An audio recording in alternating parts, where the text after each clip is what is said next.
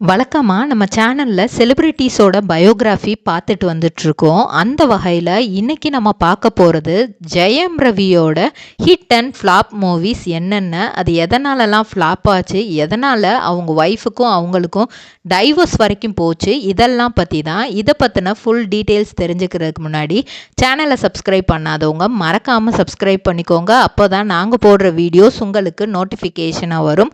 வாங்க வீடியோக்குள்ளே போகலாம். ஜெயம் ரவி 2003ஆம் ஆண்டு தன்னோட நடிப்பு பயணத்தை தொடங்கினார் தமிழ் சினிமாவில்.